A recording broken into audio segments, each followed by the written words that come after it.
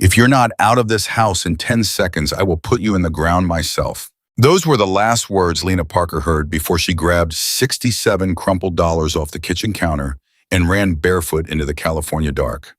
19 years old, no phone, no plan, no one coming to save her. Just the desert ahead and a monster behind her wearing a badge.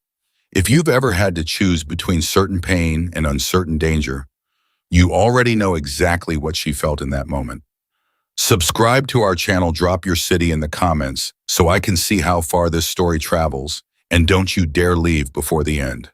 The night Lena Parker ran the temperature in Barstow was still sitting at 91 degrees even after midnight. That kind of heat doesn't cool down in the California desert, it just changes.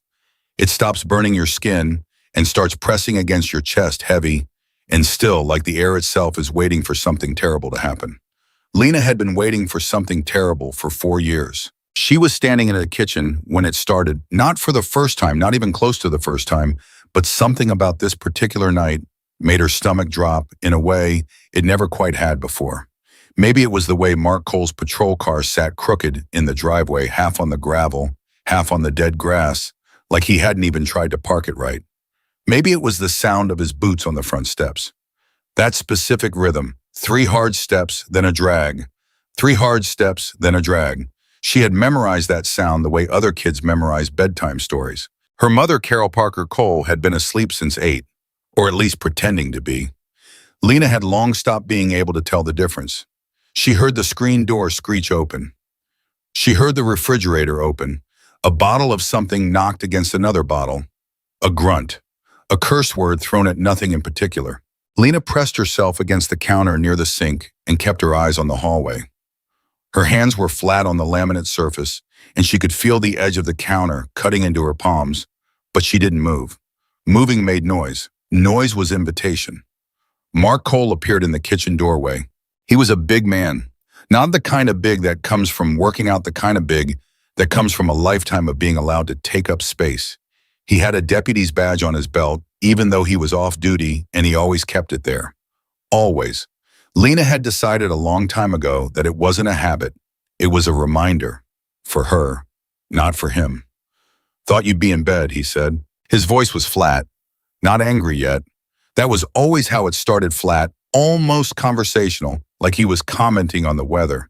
"I was getting water," Lena said. Water. He said the word like it was something she'd made up. He moved to the refrigerator again, pulled out a beer, cracked it open. His eyes stayed on her the whole time. There was a long silence. The refrigerator hummed. A car passed somewhere outside, headlights dragging across the ceiling, briefly and then gone. "Your mother said you were on the phone today," Mark said. "Called your aunt in Phoenix." Lena's jaw tightened. "Just to say hi." Just to say hi. Same flat tone, same echo. He took a long drink of the beer, never breaking eye contact. "You know what I think about you calling people we don't need calling? She's family." It came out faster than she meant it to. She felt it the moment the words left her mouth, that shift in the air. That specific stillness before a storm that people who've lived through enough storms learn to recognize in their bones. Mark Cole set the beer down on the counter. Slowly. "What did you just say to me?" "I said she's family." Lena's voice didn't shake. She was surprised by that herself. "She's my mother's sister. I can call my own aunt." The silence that followed lasted about 4 seconds. She counted them. She always counted them in these moments because counting gave her brain something to do other than panic. 1, 2, 3, 4. "You think because you turned 19 you can talk to me any way you please." He took one step toward her, then another. "You think that badge doesn't mean what it means? You think I don't know people in this county? You think one phone call to Phoenix matters one single bit when I have people in every department from here to the state line?" Lena didn't back up. That was the thing about Mark Cole, he wanted her to back up. Backing up was the beginning of something much worse. "I'm not trying to cause trouble," she said. "You were born trouble." He said it easily, like it was just true, like it was a fact as simple as the temperature outside. "Your daddy was trouble, left your mama alone with a baby and nothing but debt. You came out of him, you got his blood, and that blood is trouble. I've been keeping this family together for 4 years, and this is what I get. You on the phone crying to relatives." "I wasn't crying." Don't interrupt me. I wasn't. If you're not out of this house in 10 seconds, he said, his voice dropping to something quiet and absolute, I will put you in the ground myself. The room went cold, not temperature cold, something else. The kind of cold that comes from realizing a line has been crossed that can't be uncrossed. Lena had heard Mark Cole say a lot of things over 4 years. Threats, insults, warnings. He spoke in a language built entirely from intimidation. But she had never heard him say those words before. Not in that tone, not with that look on his face. She believed him. She had never believed him quite like this before, but she believed him now. She moved before she even made the decision to move. It wasn't courage, she would tell you that herself if you asked. It was something more animal than courage. It was the part of every living creature that knows when a situation has become incompatible with survival. She grabbed her jacket off the chair by the back door. She grabbed the crumpled bills off the kitchen counter. She'd left them there after a shift at the gas station, hadn't even counted them yet, and she ran. The screen door slammed behind her. Lena, Mark's voice carried through the door, calm, certain. You come back here right now and we'll forget this happened. She was already at the edge of the property. Lena, she was already past it. She ran without shoes for the first quarter mile, her feet hitting the packed dirt road that ran along the back of their property parallel to the highway. The gravel cut her feet. She didn't stop.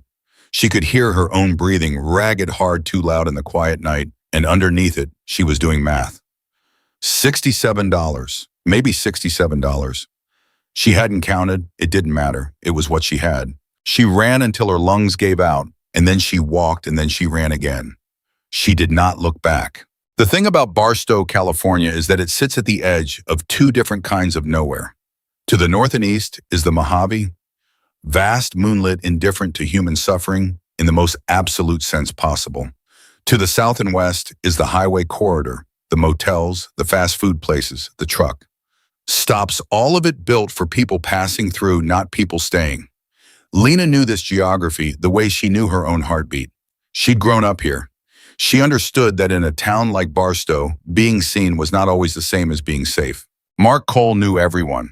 That was the first problem. He was a deputy with 20 years on the job, the kind of 20 years where the actual law enforcement part gradually became less important than the network who owed him favors, who he'd helped out of trouble, who was afraid of him for reasons that never made it into any official report.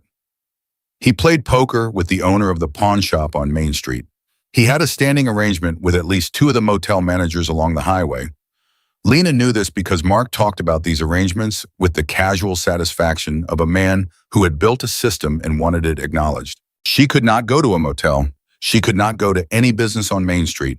She could not call the police. He was the police. She ran through all of this in her head as she walked along the edge of the highway, shoulders staying low in the scrub brush whenever headlights approached. The night air had cooled, but not enough. Sweat dried on her skin and left a gritty film. Her feet hurt. She was still doing math she couldn't complete because she didn't know how much money she actually had. She kept moving east away from the main commercial strip toward the older part of town that most people didn't think about: the industrial edge, the salvage operations, the storage lots and machine shops that had been there since before the highway brought money and then slowly took it away again. She wasn't sure what she was looking for. She was looking for anything that wasn't a wall. That was when she remembered Briggs. The memory surfaced slowly, the way things do when you've deliberately not thought about them for a long time. Her father, her real father, Daniel Parker, who had died of a heart attack when she was 8, had talked about Briggs. She remembered the name specifically because her father had said it with a particular tone, the kind of tone adults use when they're talking about someone they owe something to and haven't paid back yet. Tommy Briggs pulled me out of a situation once, her father had told her. She must have been 6 or 7. They were driving somewhere and she'd asked him what a junkyard was because they'd passed one, and he'd explained, and then he'd said that. Tommy Briggs, out on Copper Creek Road. If you ever need something and can't get it anywhere else, that's a man who keeps his word. She wasn't even sure if Briggs was still there. She wasn't sure if he was still alive. Her father had been dead for 11 years, but she was out of walls. She cut south off the highway, following a road she half remembered, half guessed, staying in the shadows at the edge of the pavement. The road narrowed. The streetlights disappeared. The scrub brush got thicker on both sides. Somewhere ahead of her, she could smell metal and oil and the specific dry rust odor of old machinery left outside for too many seasons. She followed the smell. The junkyard appeared out of the dark the way certain things do in the desert all at once without warning. One moment there was nothing, and the next there was a chain-link fence stretching in both directions, topped with rusted barbed wire, and beyond it the silhouettes of stacked cars and machinery against the night sky. A hand-painted sign was nailed crookedly to the fence post, Briggs salvage parts and scrap by appointment only. A light was on inside a small metal building near the entrance. Lena stared at it for a moment. Then she pulled herself up, the fence with both hands pushed herself over the top. The wire snagged the shoulder of her jacket, and she heard it tear and drop down on the other side. She walked toward the light. The door to the metal building was half open. She knocked on the frame. "We're closed." The voice from inside was rough, neither friendly nor hostile, just factual. "I'm not here to buy parts," Lena said. "I'm Daniel Parker's daughter." A long pause. "Parker's been dead 10 years. 11, she said. "My name is Lena." "My name." Another pause. Then the sound of a chair scraping back. A man appeared in the doorway, older than she had imagined, with a face like something the desert itself had weathered, deep lines and pale eyes, and a jaw that looked like it had been clenched for about 40 years straight. He was wearing oil-stained work pants and a flannel shirt despite the heat, and he looked at her the way people look at things they weren't expecting and aren't sure yet whether to trust. "You're Danny's girl," he said. Not a question. "Yes, sir." He looked at her feet. He looked at the torn shoulder of her jacket. He looked at her face, and whatever he saw there, it made something in his expression change. Not soften exactly, more like acknowledge. "Come in," he said. He stepped back from the door. The inside of the building was part office, part workshop. There was a metal desk covered in papers and parts catalogs, a CB radio set up in the corner, a folding cot against one wall that suggested Briggs didn't always go home at night. Coffee was brewing on a hot plate. The whole space smelled like oil and coffee and old receipts. Briggs poured 2 cups without asking and set one in front of her. She sat down in the chair across from the desk and put both hands around the cup. Her hands were shaking. She hadn't noticed until now. "You running from Cole," Briggs said. It wasn't a question either. Lena looked up. "How do you know about Cole? Everybody in this county knows about Cole." Briggs sat down behind his desk. He wrapped his own hands around his coffee cup. "Question is what you need from me." "I need something that moves," Lena said. She kept her voice steady by focusing on the facts, just the facts, the way she'd taught herself to do when emotion was a liability. "Something untraceable. Something that can get me out of the county and keep going. I have $67. Briggs looked at her for a long moment. $67, he repeated. "It's all I have." "Where are you trying to go?" "Away," she said. "Far enough that he can't follow. Far enough that his phone calls don't reach." She paused. "I know it's not much money, but my father said you were a man who kept his word. He said if I needed something and couldn't get it anywhere else." "I know what Danny said." Briggs cut her off, but not unkindly. He stood up slowly like a man whose joints had opinions about being stood up. He picked up his coffee cup and walked toward a side door that led deeper into the yard. He stopped with his hand on the door frame. "Come on, then." Lena followed him into the yard. It was darker back here, the light from the building fading fast. Briggs used a flashlight to navigate between rows of stacked vehicles, crushed sedans, the rusted skeleton of a school bus, pickup trucks in various states of decay. He walked with the practiced efficiency of a man who had walked this same path thousands of times, who knew every gap and every hazard by memory. He stopped in front of something covered with a canvas tarp that had seen better decades. "I'm going to show you this," Briggs said, "and I'm going to tell you exactly what it is, and then you're going to make a decision, and that decision is yours, not mine. Understood?" "Understood," Lena said. He grabbed the edge of the tarp and pulled it off. The flashlight beam fell on a motorcycle. Old, very old. The chrome was brown with corrosion. The paint on the tank was peeling back in long strips, and several components that should have been one piece were held together with wire and automotive clamps in what looked like sheer determination. The rear tire was flat. The seat leather was cracked through to the foam underneath. One of the mirrors was completely missing. It looked like something that had lost a fight with the last 30 years. 1978 Harley Davidson shovelhead, Briggs said. Before you say anything, he held up one hand. The engine still runs. I've kept it running because I don't like letting things die if they don't have to. But I need you to understand some things.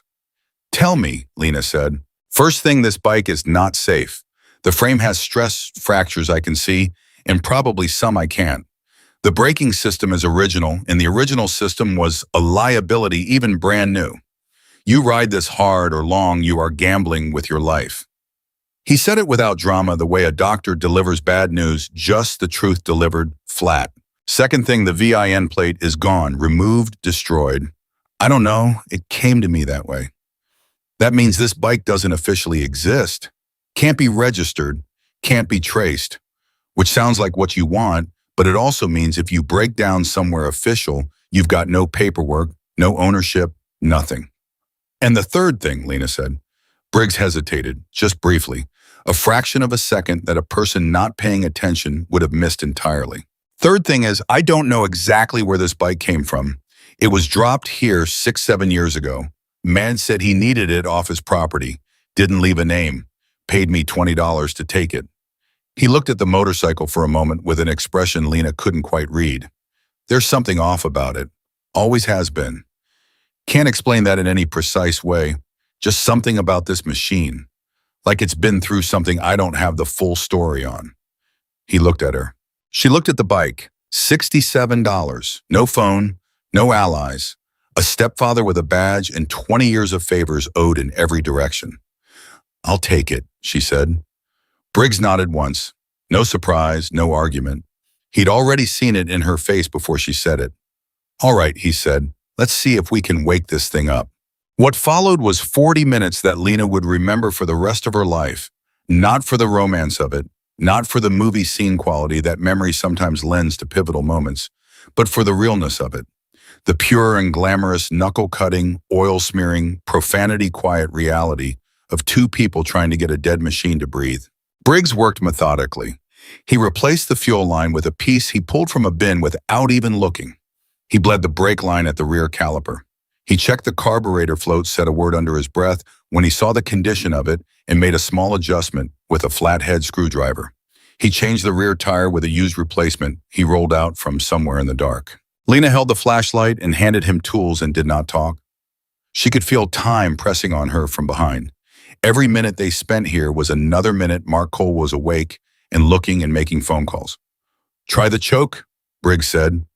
She pulled the choke lever on the handlebars. Now give it a kick.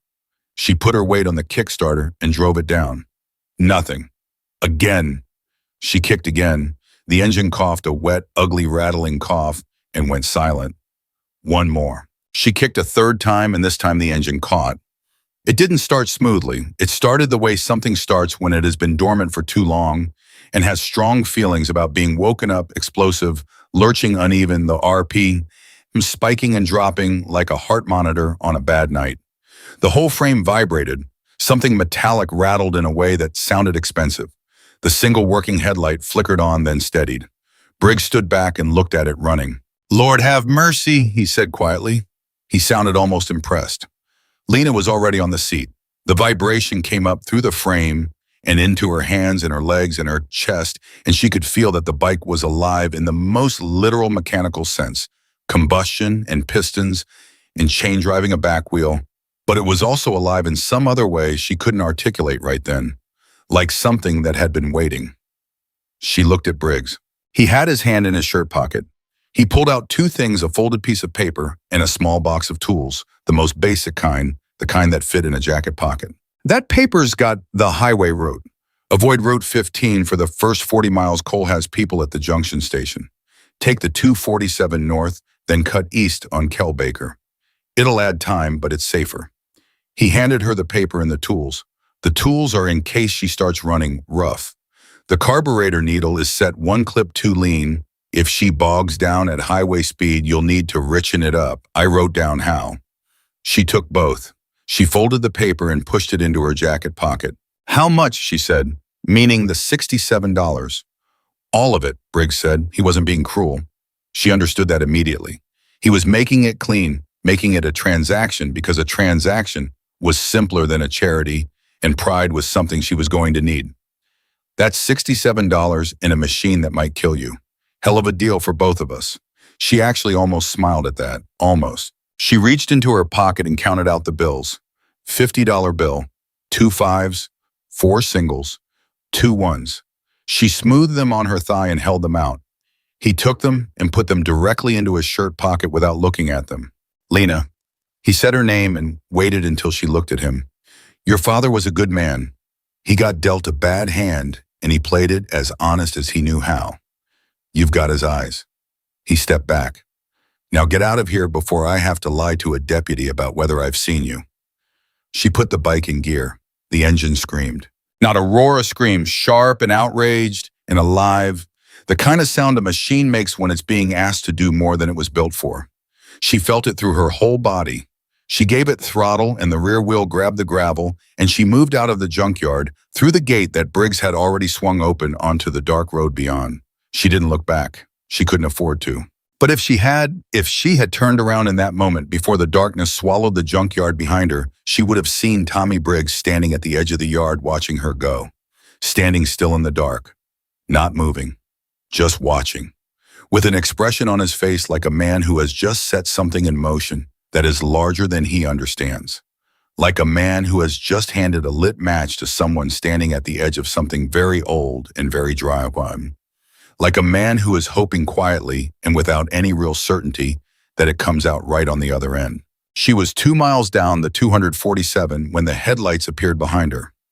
Not one set very far back, moving fast. She didn't know yet if it was him. She couldn't know yet. It could be anyone. It could be nothing. This was a road, and roads had cars, and not every car behind you was the worst thing you'd ever been afraid of. But her hands tightened on the handlebars, and the Harley screamed beneath her. And she rode. The headlights behind her were gaining. Lena knew it before she could prove it. It was a feeling first, that specific tightening in the back of the neck that the body performs when the brain hasn't finished processing the math yet. She glanced in the one working mirror.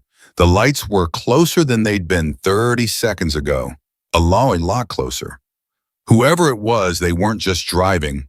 They were hunting the road. She twisted the throttle harder. The Harley responded the way old broken things respond when you ask too much of them, violently and incompletely.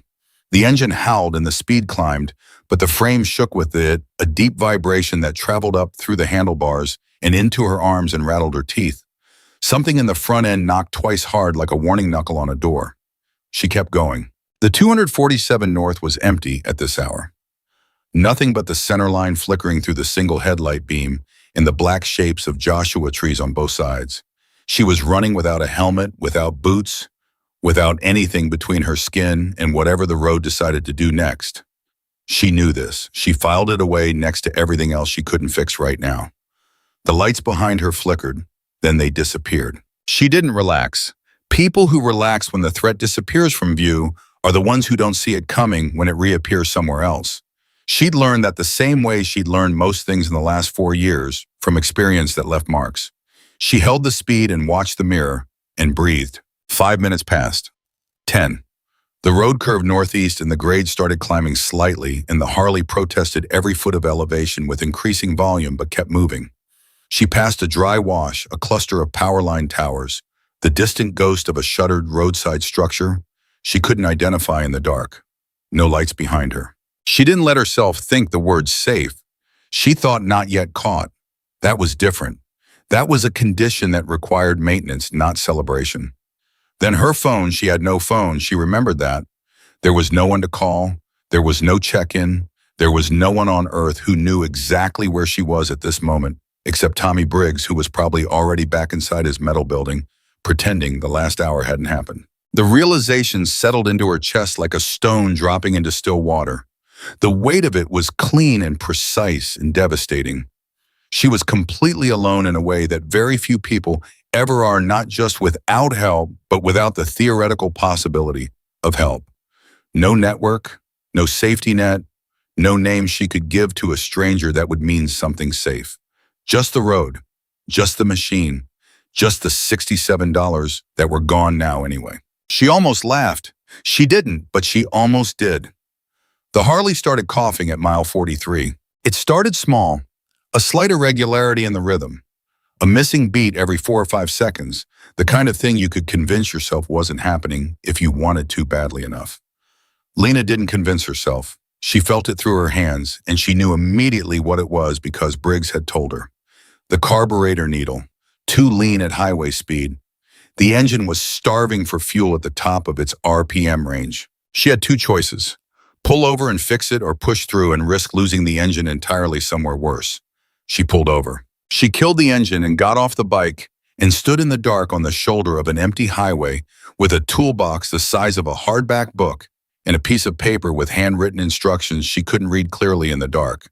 She used the flashlight Briggs had tucked into the toolbox, a small one, cheap, the kind with a push button on the end, and she found the carburetor, and she found the needle clip, and she counted the grooves the way the paper told her to, and she moved the clip one position richer. Her hands shook the whole time, not from fear exactly, from adrenaline that had nowhere to go, from the specific physical experience of a body that has been running on emergency hormones for over an hour and is starting to send invoices.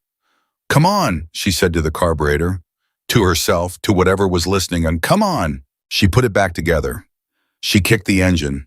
It caught on the second kick, smoother this time, the rhythm cleaner. She let out a breath that had been waiting to leave her body for what felt like a very long time. She was back on the bike and moving inside 4 minutes. What she didn't see, because she was looking at the carburetor and not the horizon behind her, was the vehicle that had been sitting dark and still on a hill approximately a mile south of her position, running with no headlights, watching. When she pulled out and headed north again, the vehicle waited. Then it began to follow. Still no headlights. She made the turn onto Kelbaker Road at what she estimated was close to 2 in the morning, though she had no watch and no phone, and was estimating based on the position of stars she half remembered from a science class that felt like someone else's life. Kelbaker was narrower and rougher than the 247, and the Harley complained about the surface in new and creative ways. But it was moving and she was on it, and that was what mattered. She was an hour into the eastern run when she saw the gas station. It was closed, obviously closed, the kind of closed that suggests it might have been closed for years. But the structure was there, and there was a covered area in front of the pumps that offered shadow, and she needed to stop. Not for gas, for the thing she'd been refusing to stop for since she'd left the junkyard. She needed to think. She pulled under the canopy and shut the engine off and sat there on the bike in the dark and made herself do the thing she'd been avoiding. She took full inventory of her situation. No money, no phone, no identification. Her ID was back at the house in a drawer marked controlled. No change of clothes. No water, she realized with a fresh wave of alarm. She hadn't had water since before midnight, and the temperature, even at 2 in the morning in the desert, was enough to dehydrate a person on a moving motorcycle faster than she wanted to calculate. She had a torn jacket. She had a piece of paper with directions. She had a motorcycle that was mechanically held together by the optimism of a 70-year-old man who had known her father. She had nothing. She sat with all that for exactly 60 seconds. She counted them. She always counted. Then she said out loud to no one, "Okay, what does she have that she needs?" She answered herself. Shelter from the immediate threat, for now, yes. Transportation, barely, but yes. A direction, yes. A reason not to stop, yes. That one she had in abundance. That one had never been the problem. She was reaching back to check the rear section of the bike, just checking habit, making sure nothing had rattled loose on the rough road, when her fingers found something that stopped her cold. Not a loose bolt, not a missing panel, a seam. A deliberate seam worked into the metal just below and behind the seat, hidden by the cracked leather's overhang. Her fingers traced it, a rectangle roughly, the size of a thick hardback book. The edges were too clean to be structural damage. This was machined. This was built. A compartment. Lena sat very still for a moment. Then she reached back with both hands and felt for the opening mechanism and found it, a sliding latch, rusted but not seized, and she worked it with her thumb, and the compartment door came open with a sound like something exhaling. She turned the flashlight on it. The first thing she saw was leather, dark brown, almost black with age, folded over on itself. She reached in and pulled it out, and as it unfolded in her hands, she understood what she was holding. A vest, a motorcycle club vest, heavy leather, the kind that's made to last decades with the stitching and the patches that meant something specific in a world she only half understood. She turned it over in the flashlight beam and looked at the back patch, the large center insignia that she knew enough to know was the most important thing on any club vest, and what she saw there was not a name she recognized, but a name that changed everything. In an arc across the top, Hell's Angels. In an arc across the bottom, California. And below the center insignia on a separate patch, hand-stitched in red thread that had faded to rust, in memory of Dominic Preacher, Hayes President. Lena stared at it. She turned the vest over. On the front left chest panel, beneath where a name tag would go, there was a smaller patch she'd missed at first because the colors had faded, a road number, a chapter designation, and below that a date. The date was 7 years ago. She put the vest down on the seat in front of her and sat there in the dark with the flashlight in her hand, and she did not move for almost a full minute. This was not a vest left behind by accident. You didn't accidentally leave a memorial vest for a club president in a hidden compartment of a motorcycle. You left it there deliberately, or someone put it there for you, or it ended up there as part of something larger and darker and more complicated than a 19-year-old girl running from her stepfather had any business being near. She thought about what Briggs had said. Something about this machine, always has been. Can't explain that in any precise way, just something. She thought about where the bike had come from, a man who needed it off his property. No name, $20. She thought about the VIN, destroyed. She put the vest carefully back in the compartment. She did not latch it all the way. Something told her not to, some instinct she couldn't rationalize, just a feeling that she might need to get to it quickly. She sat up straight and turned the flashlight off and sat in the complete dark for 3 seconds. Then she heard the engine. Not the Harley, though. Harley was off. This was another engine, a vehicle engine. Getting closer. She killed the flashlight by reflex. She sat absolutely still. The sound grew, and then headlights swept across the far side of the old gas station structure, and a vehicle, a dark SUV, big no light bar, no markings, she could see, rolled slowly past on the road. Rolled slowly, not driving past slow, looking for something slow. She held her breath. The SUV stopped. It sat there on the road idling. She could hear it clearly in the silence. 20 feet away, maybe less. She could see the red of the brake lights coloring the dust in front of her. Then the driver's window came down. She heard it, the mechanical whir of a power window. Silence. Then a voice. Male. Not Mark Cole's voice, different, younger, harder at the edges. You see something back there, or you want to keep pretending you didn't. Another voice from inside the vehicle from the passenger side. Shut up and drive. I'm just saying bye. Drive. The window went up. The brake lights went off. The SUV pulled away, continuing east on Kelbaker, and within 60 seconds, the sound of it had faded to nothing. Lena realized she had her hand pressed flat against the gas tank of the Harley, as if she was physically trying to keep the machine quiet, as if the bike might make a sound of its own if she didn't hold it still. She lowered her hand. She pressed it against her own sternum instead and felt her heart beat fast and hard, knocking against her ribs with the insistence of something that wanted very much to be acknowledged. She was not ready to be found. Not by Mark, not by whoever that was, not by anyone. She gave the SUV 10 minutes to be genuinely gone, counting the seconds in her head, and then she started the Harley and pulled back onto the road and rode east. She stopped counting after a while.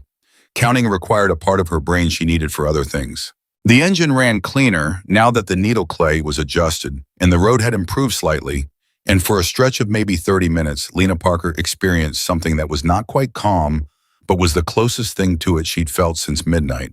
The kind of not calm that has a rhythm to it. The engine under her. The road ahead of her.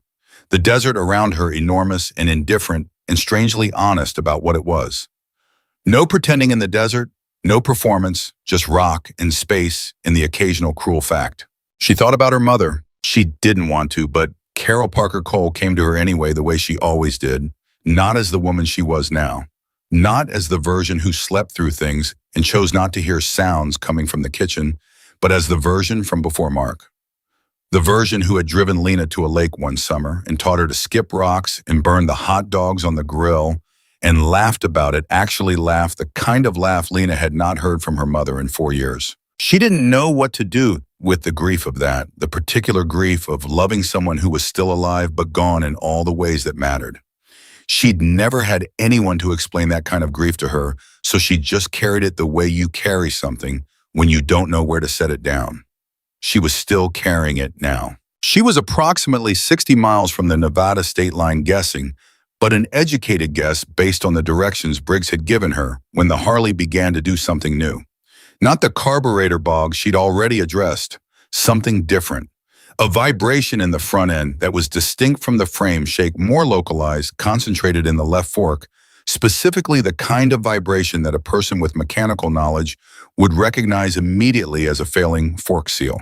Lena did not have mechanical knowledge, but she felt it in her hands and arms, and even without the terminology, she understood the message this machine was telling her something was wrong, and the message was getting louder. She eased off the throttle. The vibration didn't go away, but it settled slightly at a lower speed. She was doing the math she'd been refusing to do, 60 miles on a machine that was progressively failing with no money and no one to call when the Harley made the decision for her. The front end lurched, once violently like the bike had been grabbed from the front and shaken. She caught it barely instinctively, her weight shifting right and her foot coming down on the road and scraping before she got it back under control. And then she eased onto the shoulder and came to a full stop and got off the bike on trembling legs. She stood there. She looked at the front fork. Even without proper light, she could see it, the wet gleam of fork oil leaking down the lower tube, the seal blown, the fork slowly collapsing under its own weight. The bike was not going 60 more miles. The bike might not go 6 more miles. "Okay," she said out loud. Her voice was steady. She was surprised again by that. "Okay." She sat down on the road beside the Harley. Not because she was giving up was not something her body seemed capable of. She'd discovered even when her mind considered it as an option. She sat down because her leg asked her to, and because sitting down was not the same as stopping, and because sometimes the most useful thing a person can do in an impossible situation is to stop moving for 30 seconds and let their brain catch up to their body. She sat on the road in the dark in the Mojave Desert with a broken motorcycle and a leather vest in a hidden compartment that belonged to a dead man whose name she'd never heard before tonight. She listened to the desert, and then the desert began to make a sound. Not wind, not an animal. A sound she felt before she heard it, a low rhythmic vibration in the road surface that traveled up through the asphalt and into her where she sat. A sound that built, that multiplied. That was coming from behind her, from the west, from the direction she'd come, growing steadily from a murmur to a rumble to something that her body registered as thunder, even though the sky was completely clear. She stood up. She turned around. The western horizon, the direction she had come from, the direction of Barstow, the direction of everything she'd run from, lit up. Not one set of headlights. Not fine. One's information. Moving east on Kelbaker Road with the kind of coordinated precision that suggested this was not a coincidence and not a random event and not anything that had anything to do with Mark Cole or his network of county favors. Lena stood beside the broken Harley and watched them come. 30, 40. She lost count after 50 because counting required a steadiness she no longer had. They came in staggered columns, the rumble of their engines building into something that was less like sound and more like weather, something the body felt in the chest, in the stomach, in the base of the spine. She did not run. There was nowhere to run. And besides, something about the sight of them stopped her, held her in place with a grip that was more curiosity than terror, more recognition than fear, as if some part of her had known on some level she had no rational access to that. This moment was always at the end of this road. The lead rider slowed and pulled wide and stopped 20 feet in front of her, and the formation behind him began to organize itself in the dark, with the efficiency of people who had done this many times before, spreading out across both lanes, engines dropping from a roar to an idle. The lead rider got off his bike. He was large, not the same category of large as Mark Cole, not the aggressive bulk of a man who used size as a first language, but the solid, deliberate large of someone who had spent decades in physical work in hard weather. He had a beard that was more gray than dark, and he was wearing a cut-a-leather vest, old and heavy with patches, and he walked toward her with the unhurried pace of a man who had not been in a hurry for a very long time, because he'd learned that the world arranged itself around his pace rather than the other way around. He stopped 10 feet away. He looked at her. Then he looked at the broken Harley. Then he looked back at her. When he spoke, his voice was not loud. It didn't need to be. "That's your bike." Lena met his eyes. She'd had a lot of practice meeting eyes that were trying to decide whether she was a problem. "I bought it," she said, "tonight, from a salvage yard in Barstow." Something moved across his face. Something she couldn't name. "Who sold it to you?" "Man named Briggs," she said.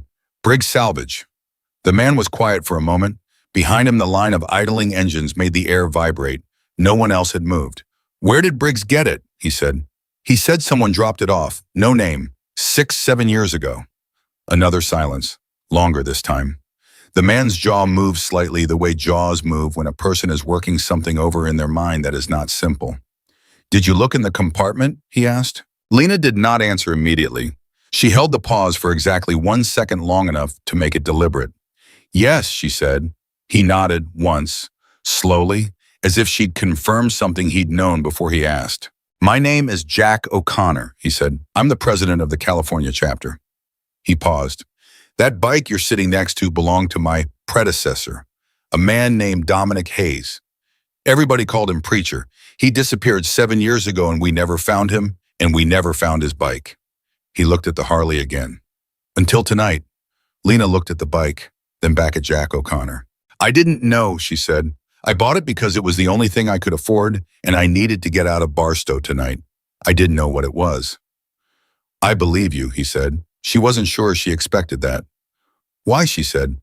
"Because you're still standing here," he said simply. "If you'd known what you had, you'd have run harder." He studied her face with the thoroughness of someone who had spent a lifetime reading situations quickly. "Why did you need to leave Barstow tonight?" And Lena Parker, who had spent 4 years learning not to answer that question, who had learned that the answer to that question only mattered when the person asking it had the ability to do something about it, looked at Jack O'Connor and the 97 motorcycles idling behind him and made a calculation. "My stepfather," she said, "he's a deputy.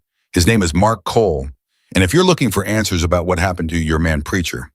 She paused. "You might want to hear what I know about Mark Cole before you decide what happens next." The desert went very quiet. Even the engines seemed to drop a register. Jack O'Connor looked at her for a long moment. Then he said quietly to the man standing closest behind him, "Get the toolkit. Fix her front fork." He looked back at Lena. "And somebody get this girl some water," he said. "She looks like she's been running all night." Nobody moved fast. That was the first thing Lena noticed about the way these men operated. Nobody scrambled. Nobody raised their voice.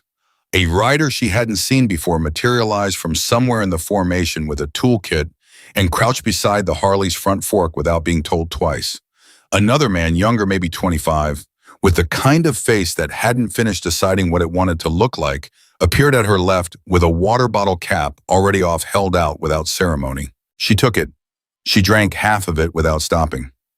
Nobody commented on that either. Jack O'Connor had stepped back toward his bike and was talking quietly to the man who had been standing closest to him, a compact, dark-haired man with a scar along his left jaw and the kind of stillness that comes from spending a long time being very dangerous and learning to keep it under wraps. She caught fragments, not enough to follow the full conversation, but enough to understand the shape of it. Something about a phone call, something about coordinates, something about not yet. She stood beside the Harley and watched the mechanic work and drank the rest of the water and tried to organize what was happening into something her mind could hold. 20 minutes ago, she had been alone on a broken motorcycle in the middle of the Mojave with no money and no plan.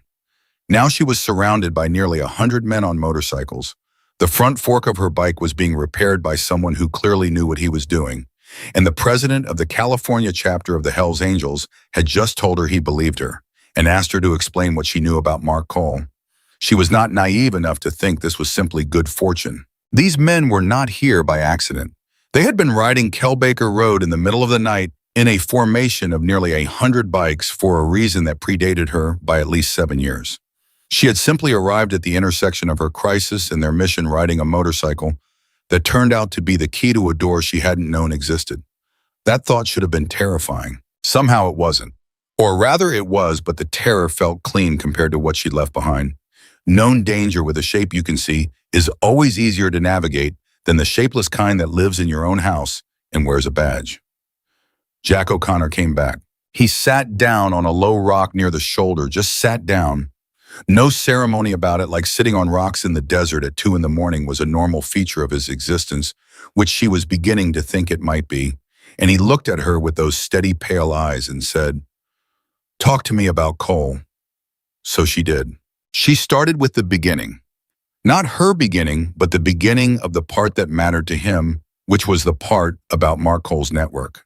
She told him about the poker games, about the motel managers, about the arrangement with the pawn shop owner in the gas station on Route 15 and the clerk at the county records office, whose daughter Cole had helped out of a DOUE 2 years back.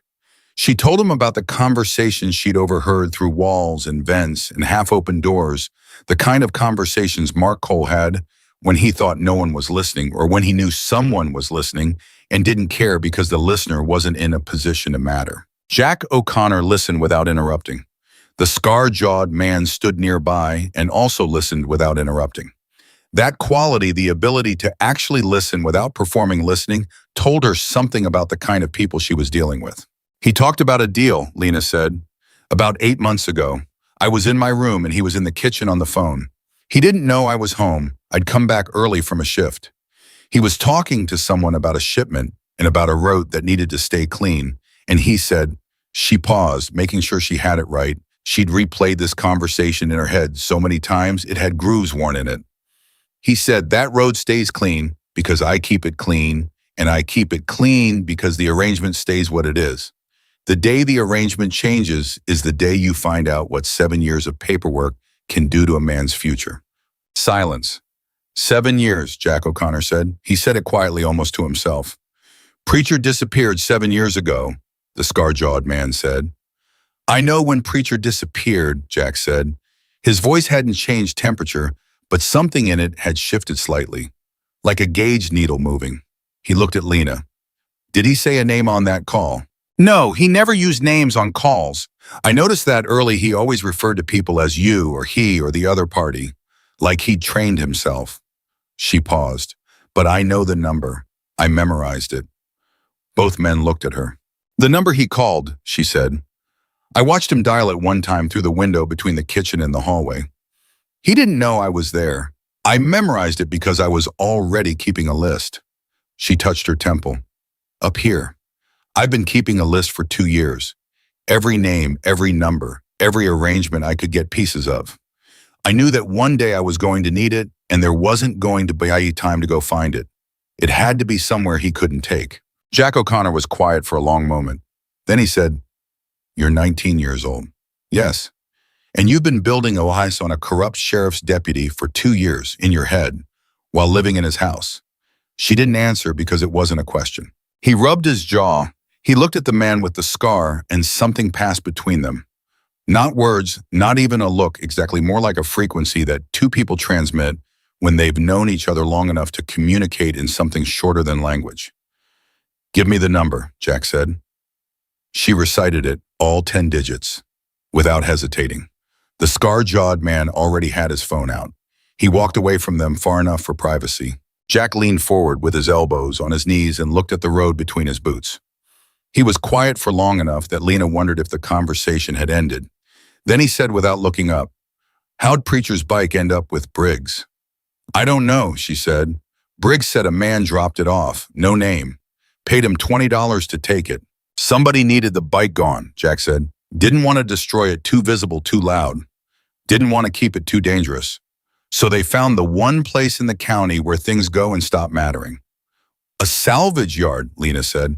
"A salvage yard run by an old man who doesn't ask questions." He paused. "Except that he kept it running. He said he doesn't like to let things die." Jack looked up at her then, really looked at her the same way he'd looked at the bike, with a thoroughness that went past the surface. "Your father," he said. "Danny Parker." Lena went still. "How do you know that name?" "Because Barstow is a small county, and I've been working this county for 7 years, he said evenly.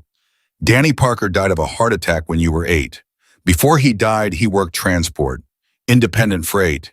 He ran routes through the Mojave, sometimes into Nevada, and sometimes those routes carried things that weren't on the official manifest." He paused. "He worked adjacent to some people we knew. Not for us, parallel to us, occasionally the same roads. The world shifted slightly under Lena's feet. Not physically, something else. Are you saying my father? I'm saying your father was a man who tried to earn a living in a hard county, and sometimes that meant looking the other way about what was in the back of the truck, Jack said. I'm not saying anything worse than that, and I'm not saying anything better. I knew of him.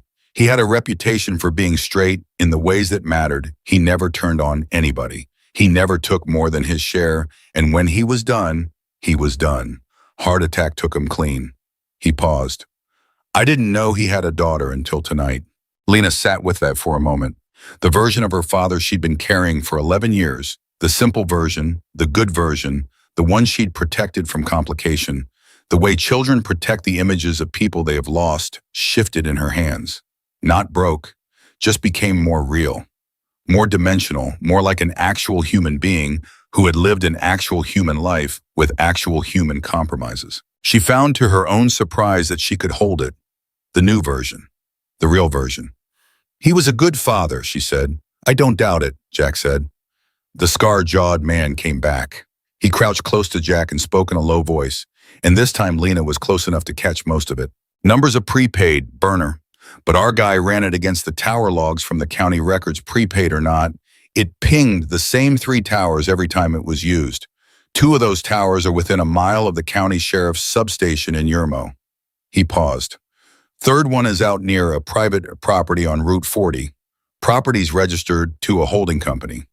Holding company is 3 shells deep, but the name that originally deeded the land before it got transferred, Reyes. Carlos Reyes. Jack said nothing. Reyes has been on the DEA's watch list for 11 years, the man continued. Distribution operation running out of the high desert. They've never had enough to move on him because the route stays clean, Jack said. Because the route stays clean. Both men looked at Lena. She felt the weight of what had just assembled itself in the middle of a desert highway at 2 a.m. Mark Cole, 7 years, a dead club president, a drug distribution route through the Mojave, a 19-year-old girl with a memorized phone number, and a stolen motorcycle who had accidentally threaded herself through the center of all of it. Cole killed Preacher, she said. It wasn't a question. She'd already worked through the architecture of it. Preacher found out about the route, or got in the way of it, or refused to cooperate. Preacher had a code, Jack said. His voice had gone to something Lena couldn't name. Not grief. Grief was too soft a word for it. Something older and harder than grief. He didn't move drugs, didn't allow it in the county. He'd shut down operations before physically shut them down, walked in and told people the operation was over and, if he found out Cole was running protection for a cartel distribution route through his territory, he stopped. Preacher would have gone to Cole directly. That's what he did. He didn't go around people. He went to them. And Cole made him disappear, Lena said. And Cole made him, Jack said, and buried the bike at Briggs' yard, and buried the paperwork, and buried 7 years of questions under 20 years of county relationships and favors, and the specific kind of power that comes from being the man who decides which crimes get investigated. He stood up. He was very still when he stood, the way large things are still when they've made a decision, and the decision has settled into the body. The mechanic done, he called. The man working on the fork stood up and wiped his hands on a rag. Sealed and topped. She'll hold. Jack looked at Lena. Can you ride? I've been riding all night, she said. Something almost like a smile crossed his face. Almost. We're going to make a phone call, he said. A specific phone call to a federal contact I have had for a long time, the kind of relationship that exists because it's occasionally useful to both parties. I'm going to give him Cole's name, Cole's number, the Reyes connection, and 7 years of context. And then we're going to find Mark Cole. He paused. Because I have a feeling Mark Cole isn't staying home tonight. He was right about that. He was more right than either of them knew yet. Because at that exact moment, at that precise point in the night, while Lena Parker stood on a desert highway surrounded by 97 motorcycles, Mark Cole's patrol vehicle was sitting at the entrance to Briggs' salvage engine running radio on. And Mark Cole was standing at the chain-link fence with a flashlight in one hand and his service weapon in the other, staring at the patch of gravel where a certain motorcycle had been parked not 2 hours ago. Briggs was standing in the doorway of his metal building watching him. She was never here, Briggs said. His voice was flat and final, the voice of a man who had said harder things to harder people and was not impressed. Mark Cole turned the flashlight beam on him. Tommy, you know what I can do to this place with one phone call to the county assessor's office. I know what you can do, Briggs said. He didn't move. Do it then. I got nothing to hide from the county. The bike, Cole said. Old shovelhead. Where'd it go? Sold it. Tonight. Tonight. To who? Can't recall. Cole walked toward him. He stopped 4 feet away. He let the silence do what silence does in the hands of people who have learned to weaponize it. Tommy, I have been running this county for 20 years. I have forgotten more about making problems disappear than you have ever known. You do not want to be the problem I'm deciding what to do with at 3 a.m. Briggs looked at him for a long moment. Then he said very quietly, that bike sat in my yard for 6 years. 6 years, Mark. I kept it running because something told me one day someone was going to need it, and I was right. She needed it, and I gave it to her, and I would do it again in the same circumstances. He paused. And if you had any idea what you set in motion the day you made that man disappear, you would not be standing here asking me questions. You'd be running. Cole's face changed. The flatness cracked. Just for a second, a hairline fracture in the performance of certainty that he maintained the way some people maintain a property constantly obsessively because the alternative was admitting what was underneath. What did you just say to me? I said you'd be running, Briggs repeated. Cole grabbed him by the collar of his flannel shirt. He was a big man and Briggs was 70, and the physics of it were not even remotely equal, and Briggs knew it and didn't flinch. Where is she going? Cole said. His voice was very quiet. I don't know, Briggs said, which was true. He knew the road, not the destination. But I'll tell you this for free, Mark. Whatever she found on that bike, and I think you know what was on that bike, she didn't find it alone. Cole released him. He stepped back. He was doing the same kind of math Lena had been doing all night, the desperate algebra of a situation that was changing faster than the variables could be updated. He got back in his patrol vehicle. He got on the radio, not the official channel, a different frequency, a handheld he'd brought from home, the kind of communication that doesn't go through dispatch. I need you to run a location, he said when the line connected. Kelbaker Road East, and I need you moving now. Back on Kelbaker Road, Jack O'Connor was on his own phone. The call lasted 4 minutes. Lena stood close enough to hear Jack's side of it measured precise, a man delivering information the way someone delivers evidence, item by item. No editorializing, no emotion, just facts laid in sequence. Cole's name, the burner number, the Reyes connection, the 7 years, Dominic Hayes. When he said Preacher's full name, his voice didn't change, but his hand tightened on the phone, just slightly, just enough. He ended the call. He stood still for a moment, just a beat, and Lana understood that she was witnessing something private, that she happened to be close enough to see a man allowing himself one unguarded second in the middle of a long, hard thing. Then it was over, and he turned back to her, and his face was composed again. Federal contact is moving, he said. County Sheriff's Office is going to have company by dawn. The DEA has wanted the Reyes connection for 11 years. Cole just became the key that opens that door, whether he likes it or not. What about tonight? Lena said. Tonight is what concerns me, Jack said. He looked east down the road, then west. Cole knows the bike is gone. By now he knows roughly which direction you went. And Cole is the kind of man who knows this territory the same way I do every road, every shortcut, every place where a person on a motorcycle becomes visible.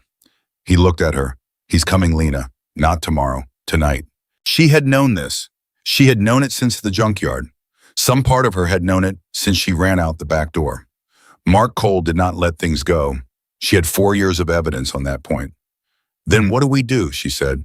Jack O'Connor turned to face his formation, 97 riders, engines idling, waiting with the particular patience of people who are accustomed to the long version of things. We stop running, he said. He said it simply the way you state a fact. We pick the ground, and we stand on it, and we let him come to us. He looked at Lena. You've been running all night. You done with that? Lena Parker thought about the kitchen, about the flat voice and the counting, about 4 years of doors she couldn't lock and phone calls she couldn't make, and a mother who had chosen not to hear. About $67 and a broken motorcycle and every mile of desert she'd covered since midnight. Yes, she said. I'm done running. Jack nodded once. He raised his hand to the formation. A signal. Simple, economical, the kind developed over years of coordinating people in situations where voice carried risk. 97 engines answered. And then the formation began to move not east, not toward Nevada, not away from the problem. It turned around, all of it, every rider in sequence, like a current, reversing itself like a tide that had decided the shore was worth returning to. They moved west, back toward Barstow, back toward Mark Cole, and Lena Parker rode with them on a dead man's motorcycle with a dead man's vest in a hidden compartment beneath her, and $67 worth of nothing in her pocket, and the first thing that felt like solid ground under her since she could remember. She didn't feel brave. She wanted to be clear about that, at least to herself. Brave was a word people used from the outside from a safe distance, about choices that didn't feel like choices from the inside. From the inside, it felt like the only remaining direction, like a river that had narrowed to the point where there was only forward, and the only question was, how fast? She gave the Harley more throttle. The engine, the old scarred, corroded somehow, still alive engine that had screamed into the desert night and carried her farther than it had any mechanical right to responded. It opened up. It ran. Ahead of her, the formation of riders spread across the road in the dark like something the desert itself had assembled. Behind her, the empty highway and the first faint suggestion of gray at the edge of the eastern sky. Dawn was maybe 2 hours out, maybe less. In a county road patrol vehicle heading east on Kelbacher, Mark Cole was driving faster than the road recommended, one hand on the wheel and one hand on the radio. And the expression on his face was the expression of a man who had spent 20 years never seriously believing the thing he'd buried would come back up and was now doing the math on what happened when it did. He hadn't finished the math yet. He was about to. They met him at mile marker 31. Mark Cole's patrol vehicle came over a shallow rise in the road, and his headlights hit the formation, and he braked hard, not a controlled stop. A reflexive one, the kind the body performs when the eyes send a signal the brain isn't ready to process. The vehicle skidded slightly on the loose surface and came to a stop crosswise in the road, and for about 4 seconds, nothing moved on either side. Then Cole's door opened. He got out slowly. He was in his deputy's uniform, full uniform badge belt, weapon holstered on his right hip, which meant he'd changed after she ran, which meant he'd gone back inside the house and made a deliberate decision to put on the costume before coming after her. That told Lena something she filed away immediately. This was not a man acting on panic. This was a man acting on a plan. He stood beside his vehicle and looked at the formation. 97 bikes engines idling, spread across both lanes and partially onto the shoulders. He looked at them with the particular expression of a man who has spent 20 years being the most dangerous thing in every room he's entered and is encountering, for possibly the first time a room where that isn't true. Jack O'Connor got off his bike. He walked toward Cole with the same unhurried pace he'd used walking toward Lena, that specific gait that communicated without any performance, that he had done difficult things before and would do them again, and the difficulty itself held no particular terror for him. He stopped 10 feet from Cole. Cole's hand moved toward his weapon, not a draw, a touch, the specific touch of a man reminding himself that the option exists. I wouldn't, Jack said. You're obstructing a county law enforcement officer, Cole said. His voice was steady. Lena had to give him that. Even here, even now, the voice was steady. Every one of you is looking at a charge. Mark Cole, Jack said. His voice was conversational. Deputy 22 years. Poker game on Thursday nights at Peterson's on Main. Arrangement with the Route 15 junction station. 7 years of protection services for a distribution network running product through the high desert for a man named Carlos Reyes. He paused. And 1 count of murder in the death of Dominic Hayes, known as preacher president of the California chapter of the Hells Angels, who came to talk to you directly about your arrangement and didn't come back. The desert was absolutely silent between the words and the idling engines. Cole's expression did something complicated. Lena was watching his face from 30 feet back, and she saw it, the layers of it, the way a man's face moves when a structure he's spent years building is making the specific sounds structures make right before they fail. Not collapse yet, Just sounds. You don't have anything, Cole said. You have a story. I have a phone number, Jack said. A specific burner number you used on a specific tower pattern that puts it within a mile of the Yermo substation every single time. I have a federal contact who's been working the Reyes network for 11 years and who received that number at approximately 2:45 this morning. I have a 19-year-old girl who has been memorizing your conversations for 2 years because she was smart enough to know she'd need them. He tilted his head slightly.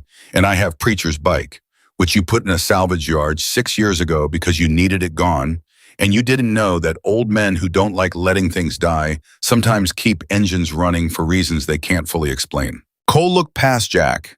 He was scanning the formation looking for Lena. She knew the moment he found her because something in his eyes sharpened that specific focusing quality she'd watched from across kitchen counters and hallway doorways for 4 years. Lena, he said. His voice shifted. Not softer, more deliberate. The voice he used when he wanted to sound reasonable. Whatever these people told you, whatever they promised you, you don't understand what you're involved in. You don't understand the scope of it. You come home with me right now and I will make sure nothing touches you. Everything else goes away. She had known he would try this. She had known it the way you know the shape of a road you've driven 100 times. The offer of safety in exchange for silence. It was the oldest tool in his kit, the one he reached for when force was inconvenient. She got off the Harley. She walked forward through the gap between two bikes until she was standing beside Jack O'Connor, facing Mark Cole directly with nothing between them for the first time in 4 years. No, she said. One word. Clean. No elaboration. Something moved through Cole's face. Not shock, he was past shock. Something more fundamental than shock. The look of a man who has run every calculation and arrived at a result he doesn't have a response prepared for. You don't know what you're doing, he said. The reasonable voice was gone. What replaced it was something raw. You think these people are going to protect you? You think this ends well for you? You're nothing. You're a runaway with $67 and no ID, and your name on a missing person report. I filed 2 hours ago that says you left voluntarily after a domestic dispute. Stop talking, Jack said. Cole looked at him. You filed the report to create paperwork, Jack said. Preemptive documentation. Establish the narrative before she can. Smart. He said it without admiration. Except the federal contact I spoke to at 2:45 this morning is currently sitting in a car outside the home of the county sheriff, your supervisor, waiting for business hours.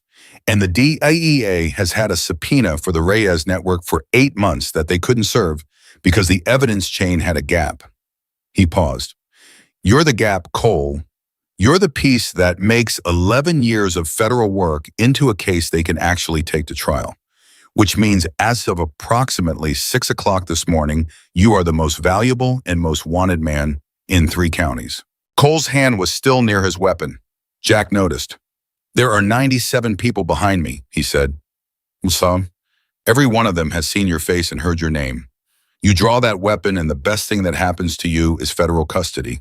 Are we clear on that? A long pause, the engines idled. The sky to the east had gone from black to the deep blue that precedes dawn, and in that changing light, Cole looked older than he had in the kitchen 6 hours ago. He looked like what he was, a man at the end of something, standing in the desert at 3 in the morning and finally understanding it. His hand moved away from his weapon. He did not surrender it. Not yet. But his hand moved away from it, and that movement was its own kind of statement. What do you want? He said. The reasonable voice was completely gone now. What remained was stripped down the voice, underneath all the performances, the voice of just a man. I want you to tell me what happened to Preacher, Jack said. His voice had changed too, not louder, not harder, but something in it had gone to bedrock. Not for the federal case, not for the paperwork. For me, because he was my friend and he came to talk to you and he didn't come back, and I have been living with that for 7 years. So tell me. Cole looked at him for a long time. Then he said, it wasn't supposed to go the way it went. Jack said nothing. He waited. He came to the substation, Cole said, alone, which was Preacher. He always came alone when he thought it was a conversation.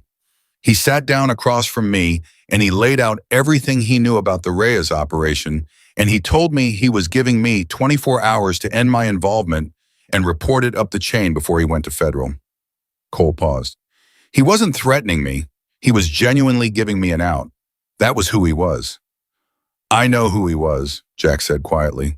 I told him I needed time. I asked him to come back that night to the old maintenance yard off Route 40. Private, no cameras. I told him we'd talk through the exit strategy. Cole's voice had flattened out to something almost mechanical. The voice of a man reciting facts he's locked in a box for a long time. He came because he trusted that a man would do the right thing when given the opportunity. He came alone, and it was fast. I want you to know it was fast. He stopped. You don't get to finish that sentence, Jack said. You don't get to tell me what you are or aren't. You made a choice. You made it because the money was worth more to you than his life. That's the whole story. Cole didn't argue. There was nothing to argue. The whole story was exactly what it was. Lena stood beside Jack and listened to a man confess to a murder in the middle of a desert highway at 3 a.m, and she felt something she hadn't expected to feel. Not satisfaction.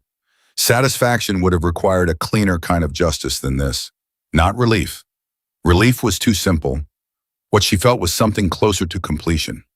The feeling of a thing that has been suspended for a long time finally reaching the ground. She thought about Preacher, a man she'd never met, a club president with a code who had driven alone to a meeting because he trusted that human beings given the opportunity would choose to do the right thing. She thought about how wrong he'd been about that specific human being and how right he'd been about the principle anyway, and how those two things could somehow both be true at once. She thought about her father. Parallel roads. Men who tried to navigate hard places with some version of a personal code. Some of them made it, some of them didn't. The desert was indifferent to the quality of your intentions. The sound of vehicles came from the east before anyone saw the lights. Not motorcycles, the flat, functional sound of truck engines. 2 sets, moving fast. Jack turned. He'd heard it too. His face registered something, not surprise, but recognition. Like a thing he'd planned for had arrived on schedule. 2 black SUVs came over the rise from the east and came to a stop behind the formation. The doors opened and 4 men got out. Plain clothes, the specific brand of plain clothes that communicates federal, not police, not county, not anything with a local badge. These were the plain clothes of people who work for organizations with more letters than local law enforcement.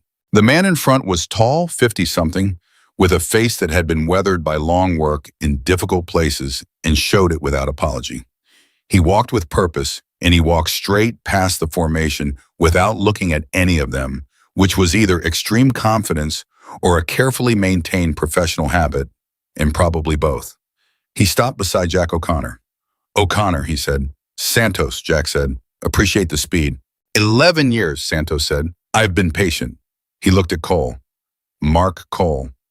Not a question in identification the way you identify something you've been looking at in photographs for a long time and finally see in 3 dimensions. DEA Special Agent Raymond Santos.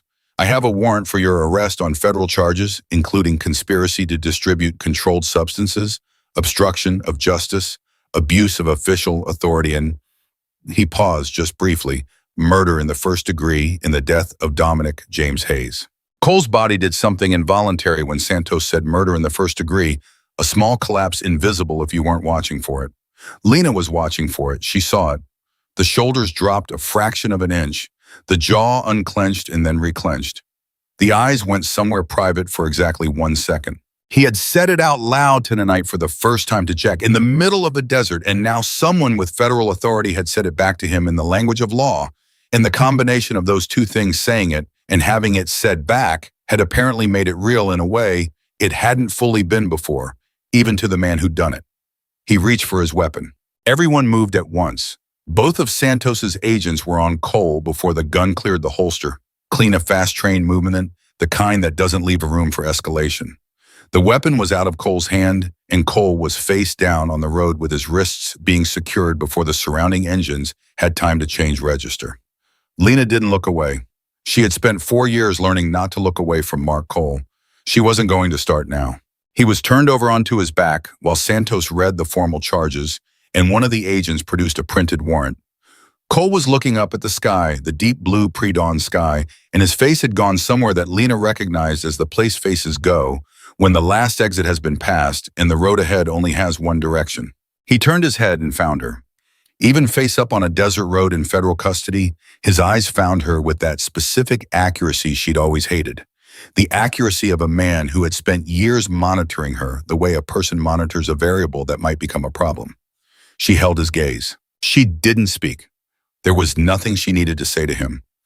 Everything she'd needed to say had already been said by the events of the last 6 hours by $67 and a broken motorcycle and a hidden compartment and a phone number memorized through a window. By a 19-year-old girl who had spent 2 years building a case in her own head because she was smart enough to know that one day she was going to need it and there wouldn't be time to go find it. He looked away first. For the first time in 4 years, Mark Cole looked away first. Santos came to stand in front of Lena. He had a look on his face that was professional and controlled, but underneath it was something genuine. The look of a man who has been doing hard work for a long time and is in this specific moment satisfied with it. "You gave O'Connor the number," Santos said. "Yes."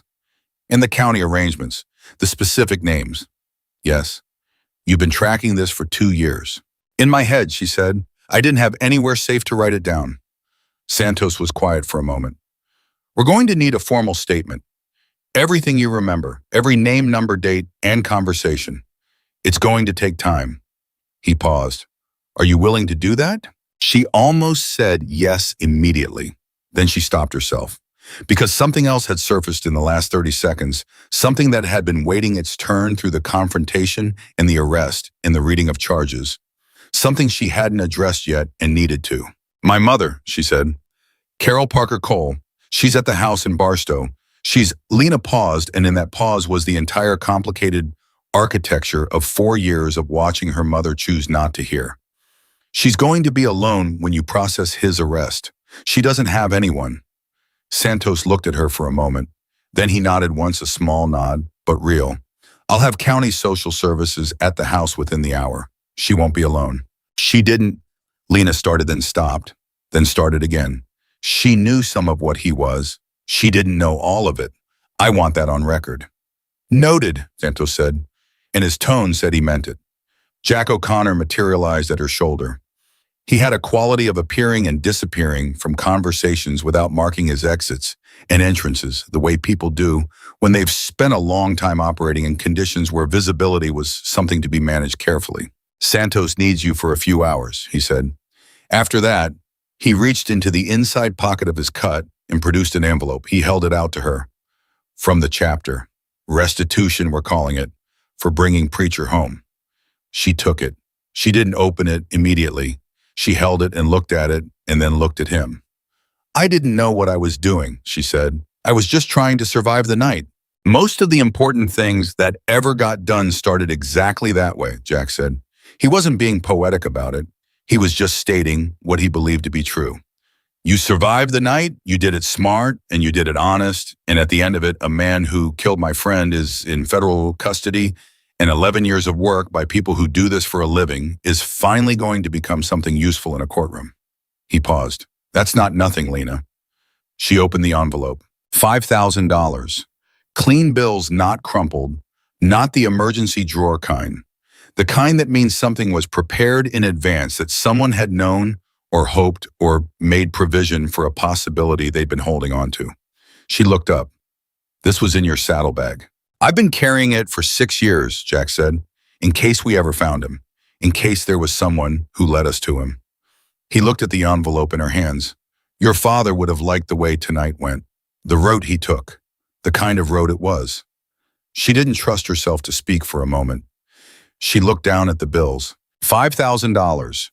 12 hours ago, she had 67.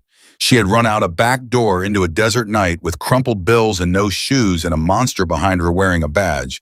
And she had somehow arrived at federal agents, and answered questions, and a man in handcuffs on the road, and a chapter president telling her that her father would have been proud of the road she took. She folded the envelope. She put it in her jacket pocket against her chest next to where her heart was making itself known, again strong and fast and insistent, the way hearts get when they've been through something they weren't sure they'd survive and have come out the other side. Cole was being walked to an SUV. She watched him go. He didn't look back at her again. She noticed that. He had looked away first and then he hadn't looked back, and she thought that might be the closest thing to an acknowledgement that she was ever going to get from him. Not an apology, not a reckoning, just the simple animal fact of a predator who finally understood the chase was over. Santos was on his phone organizing the logistics of what happened next. The paperwork, the chain of evidence, the county notifications, all the machinery of consequence grinding into motion. His two agents were with Cole. The formation of riders behind her was beginning to settle from operational readiness into something more like rest, the specific collective exhale of people who have been wound tight for a long time and can finally allow themselves to come down. Lena walked back to the Harley. She put her hand on the tank. The metal was warm from the engine heat, alive in that specific mechanical way, the residual warmth of combustion, the evidence of motion. She looked at the bike, at the peeling paint and the corroded chrome and the cracked leather and the one good headlight that had lit her way across 60 miles of desert. She thought about Preacher. She thought about a man she would never meet who had owned this machine and ridden these roads and operated by a code in a complicated world and paid the full price for trusting one wrong person.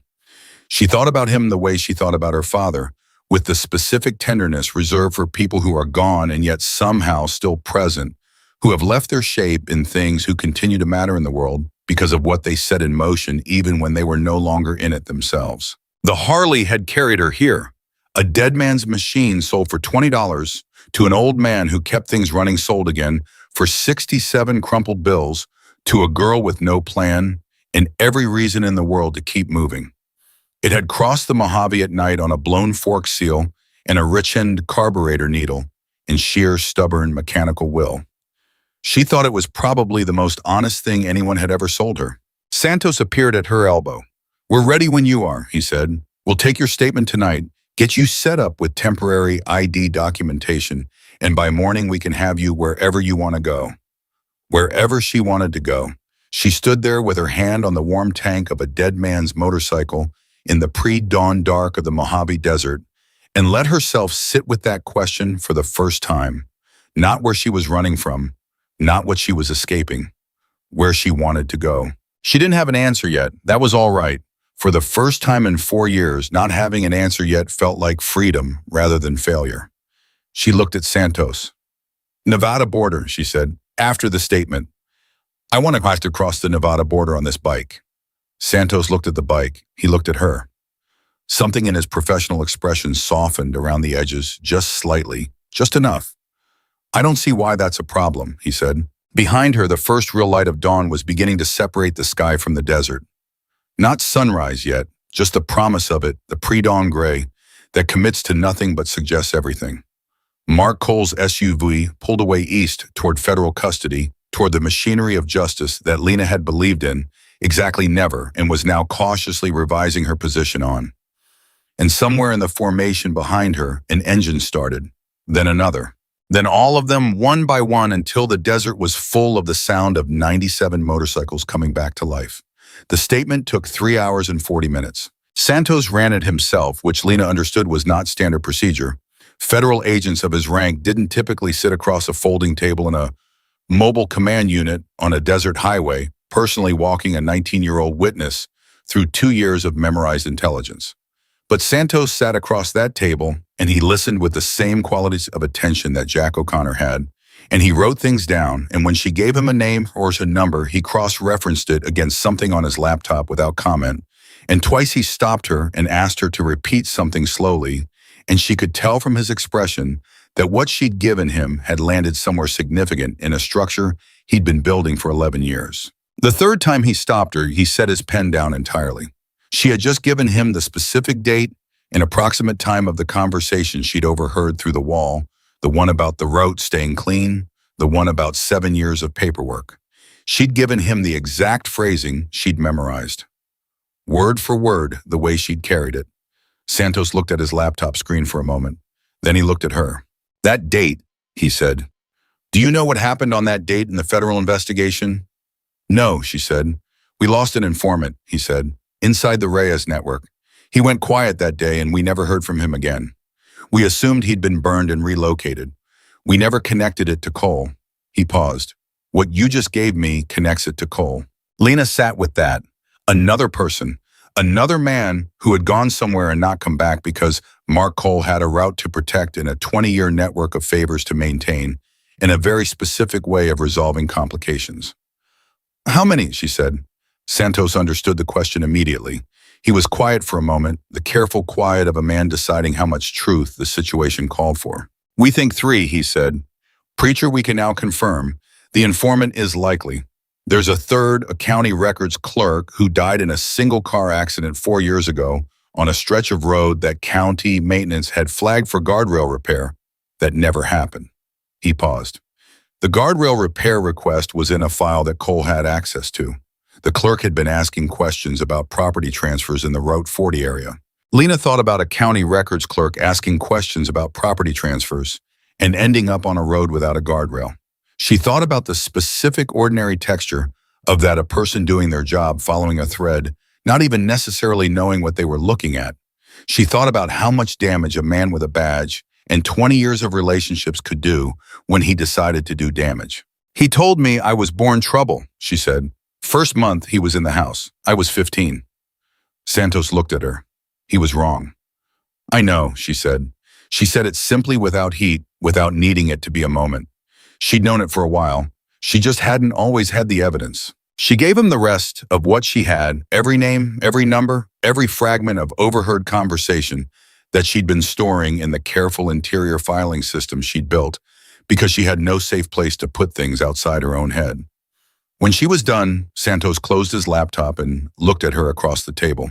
Lena, he said, what you just gave me in the last 4 hours is more actionable intelligence on the Reyes network than my team has assembled in 3 years of active investigation. The phone number alone is going to unravel the distribution chain from the high desert down to the border. He paused.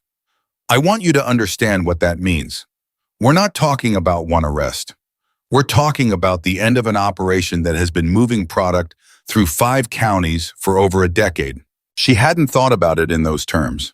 She'd thought about Cole, about surviving the night, about $67 and a broken bike, and getting far enough that his phone calls couldn't reach. I was just trying to get out of Barstow, she said.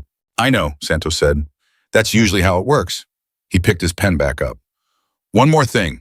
The missing person report Cole filed on you, it's been flagged and voided. You're not missing. You're a material witness in a federal investigation, which is a different category entirely and comes with different protections. He slid a card across the table. My direct number. You have a question, a problem, anything feels wrong in the next 6 months, you call that number, day or night. She picked up the card. She looked at it. A federal agent's business card. The most mundane-looking object she'd held in the last 12 hours, a rectangle of white cardstock with a name and a number, and yet it represented something so far outside the reality she'd been living in for 4 years that she had to take a moment just to hold it. She put it in her pocket, next to the envelope. When she climbed out of the mobile command unit, the sky had completed its transformation. Full dawn now, not the gray pre-dawn suggestion of earlier, but the real thing, the actual sun beginning to define edges and surfaces and distances that the dark had kept theoretical.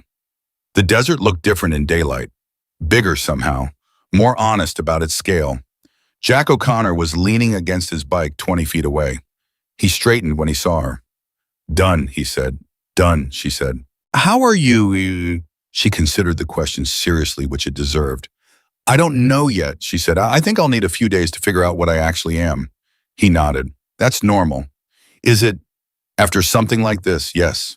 He said it with the authority of personal experience. The body spends a long time running on emergency fuel.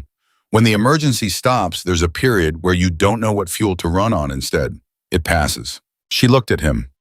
How long did it take you after Preacher? He was quiet for a moment, long enough that she thought he might not answer. I'm still working on it, he said, but it gets livable. That's the honest answer. He pushed off the bike. Come here. There's something you need to do before you go. She followed him to the Harley. It was sitting on its kickstand on the shoulder in the full morning light now, and she could see it more clearly than she'd been able to in the dark of the junkyard or the flashlight and instinct of the desert night. It looked in daylight like exactly what it was, a machine that had no business still being alive, held together by the stubbornness of an old man and whatever mechanical equivalent of will a 48-year-old engine possesses. She loved it, she realized. She had been riding it for 6 hours, and she loved it the way you love things that have carried you through something that should have broken you.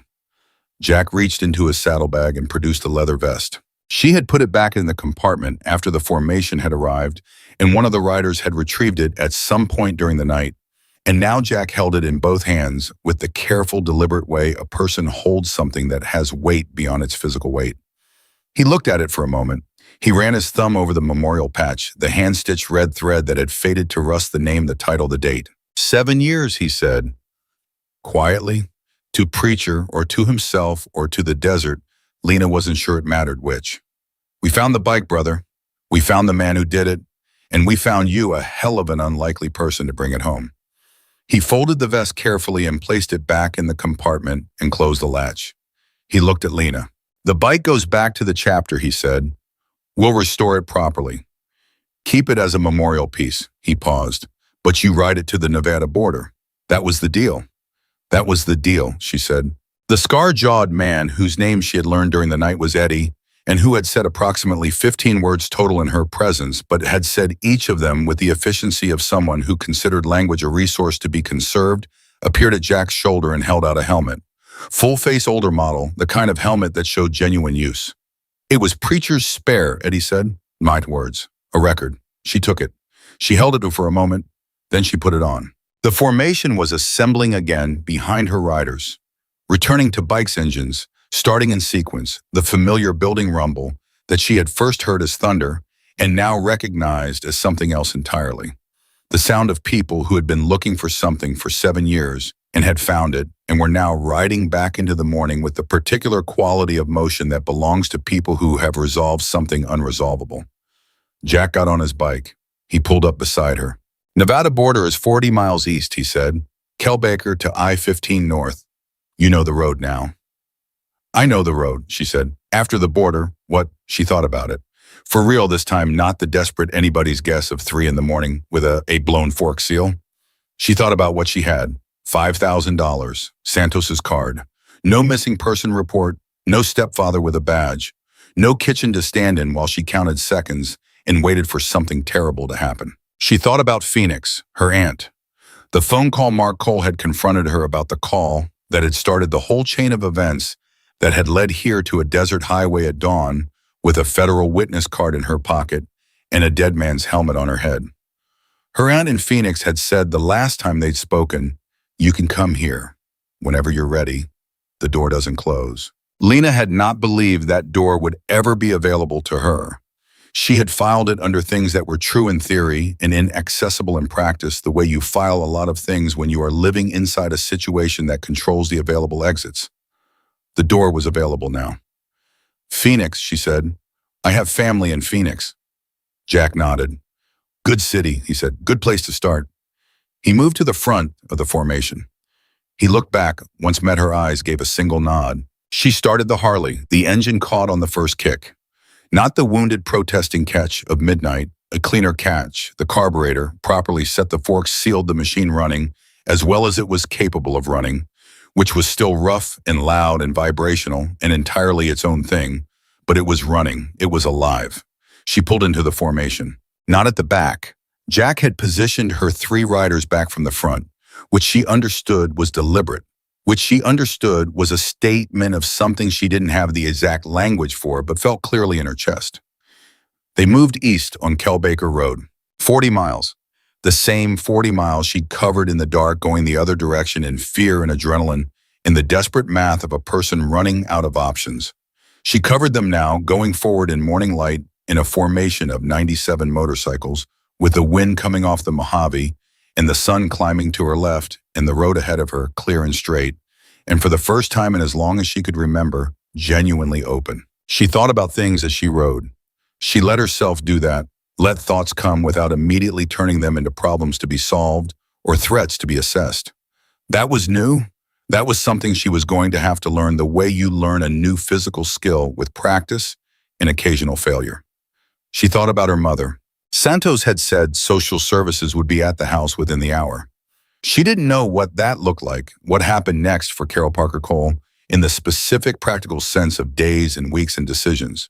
She didn't know if her mother would be angry or relieved or somewhere in the complicated middle ground between those things where most real human responses actually lived. She knew she would call her. Not today. Today was too raw, too close. The edges of it still too sharp for a conversation that needed more than edges. But soon she would call and she would say the things that needed saying, not all of them at once, because that was not how these things worked, but the first of them, the beginning of them. She knew it was possible her mother would never fully understand what had happened, or would understand it and still find reasons to minimize it, or would understand it completely and be destroyed by the understanding. She didn't know which of those outcomes was waiting on the other end of that future phone call. She knew she would make the call anyway. The I-15 interchange appeared ahead. Jack signaled the turn, a single gesture, arm out, and the formation responded like something with one nervous system. They merged onto I-15 northbound, and the road widened and the desert opened on both sides, and the Nevada state line was another 8 miles. 8 miles. She gave the Harley more throttle. The engine answered with everything it had, which was still considerable, which was still the specific sound of a machine that had been through too much and kept going anyway. The vibration came up through the frame and the handlebars and into her hands and her arms, and she didn't fight it. She let it move through her, let the mechanical aliveness of it be what it was, not comfort exactly, but contact. The feeling of being connected to something that was still moving. The formation slowed as they approached the state line marker. Not all the way to a stop, they rolled easing down to a crawl the way a procession slows at a significant moment without fully halting. She understood this immediately, understood that this was choreography, not planned in advance, but felt in the moment by people who understood what the moment required. She pulled up alongside Jack at the front. He looked at her. The morning light was full on his face, and in it he looked like what he was, a man who had spent decades in hard places doing complicated things, who had lost someone he couldn't replace, who had spent 7 years looking for an answer that had arrived last night in the form of a 19-year-old girl with $67 and nothing to lose. "This is where we stop," he said. She looked ahead. The state line marker. Nevada on the other side. A border as real and as arbitrary as any border. A line on the ground that doesn't change the desert on either side of it, doesn't change the sky or the road or the particular quality of morning light, but changes something. Context, jurisdiction, the administrative reality of what you're leaving and what you're entering. She looked at it for a long moment. "The bike," she said. "We'll take it from here," Jack said. "Eddie will ride it back." She got off slowly. She took off the helmet. She held it in both hands for a moment and looked at it. Preacher's spare older model genuinely used the padding worn in the specific shape of a head she'd never known. She handed it to Eddie, who took it with both hands and held it the same way she had briefly before clipping it to his saddlebag. She put her hand on the Harley's tank one more time. The metal was warm. She pressed her palm flat against it and stood there for a moment and let herself do something she hadn't allowed herself to do once. In the entire night, she let herself feel the full weight of it, not the crisis, not the fear, not the math and the running and the decisions made in darkness with incomplete information. The full weight of what had actually happened, what she had actually done, where she had actually arrived. A girl ran out of a house with $67. She bought a dead man's motorcycle. She rode it across the Mojave in the dark with a blown fork seal and a 2-lean carburetor needle, and no helmet and no plan. She found what the desert had been keeping for 7 years. She stood in front of a man who had controlled her life for 4 years, and she said no one word clean, and she meant it in every direction at once. She took her hand off the tank. She stepped back. She looked at Jack O'Connor. "Thank you," she said. She said it simply without elaboration, because some things don't need elaboration. They just need to be said clearly to the right person in the right moment. "Thank you," Jack said.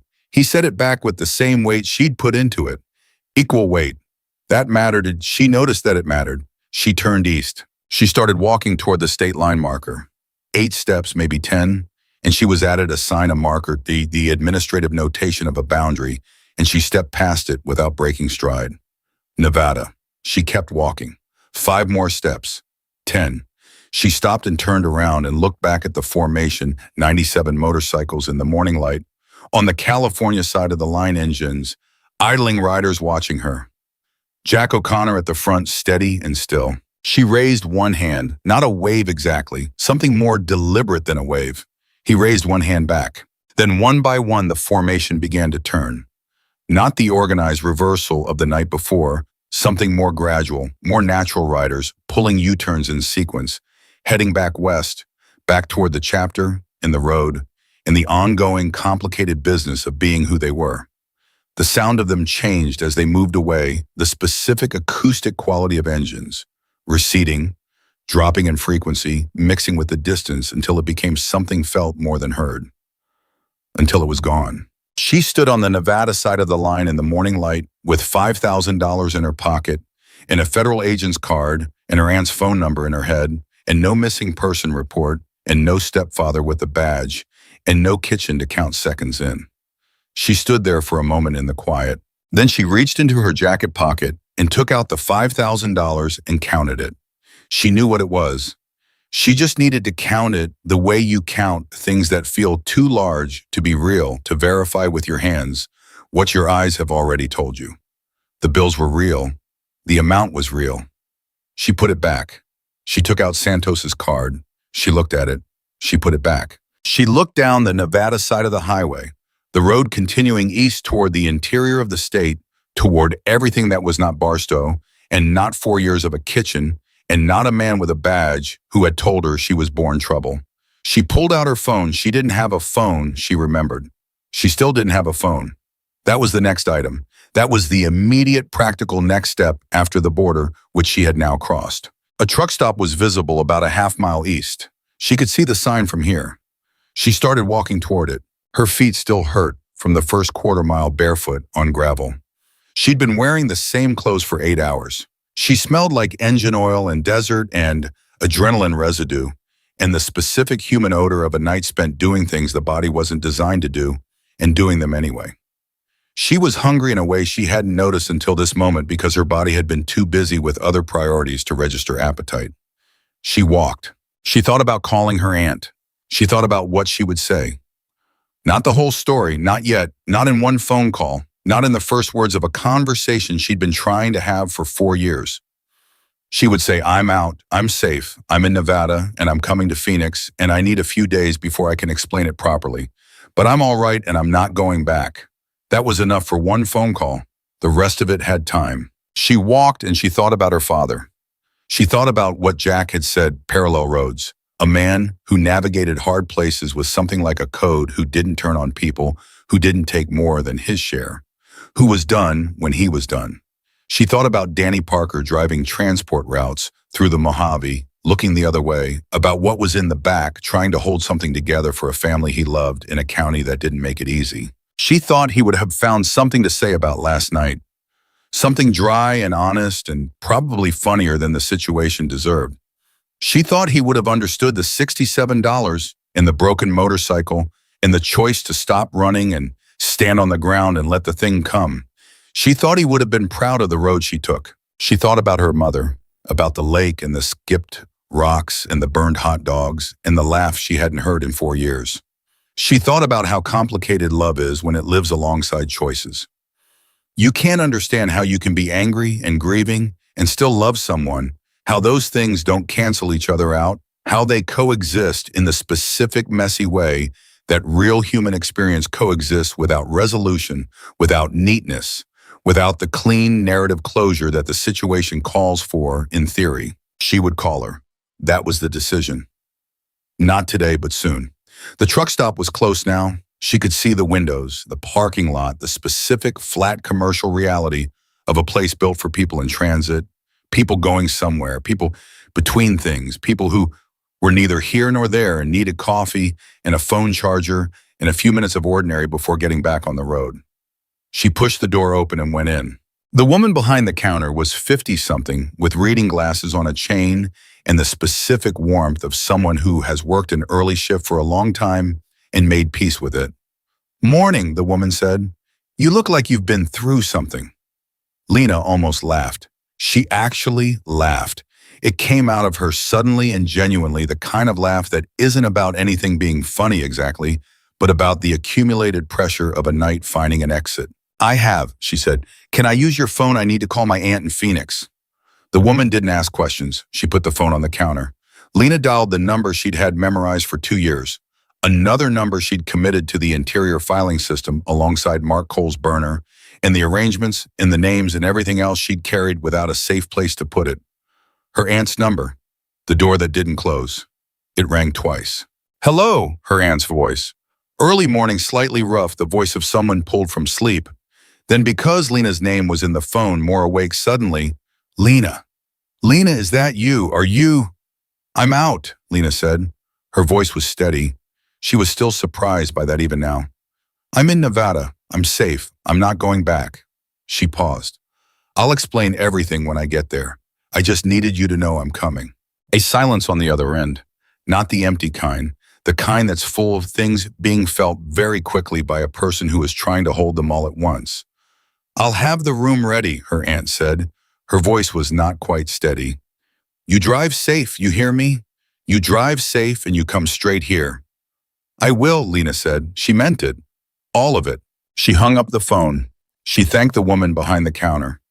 She bought a bottle of water and a coffee and something wrapped in cellophane that was technically food, and she went back out into the morning. She stood outside the truck stop in the Nevada sun and drank the coffee and felt the warmth of it work its way through her, and she thought, this is the first morning of something different. Not the first morning of something easy, not the first morning of something fixed or resolved or arrived at in any permanent sense. The work ahead, the statement, the testimony, the phone call to her mother, the long, slow work of learning what it felt like to live in a space that wasn't controlled by fear, that work was real and it was coming and she was going to have to do all of it. But this was the first morning of something different. And Lena Parker, who had run from a kitchen in Barstow with 67 crumpled dollars and nothing else, who had bought a dead man's motorcycle from an old man who kept things running, who had crossed the Mojave alone in the dark and arrived improbably and completely at the other side. Lena Parker squared her shoulders, finished her coffee, and walked east into the morning sun. She had a road ahead of her. She had always been good at roads.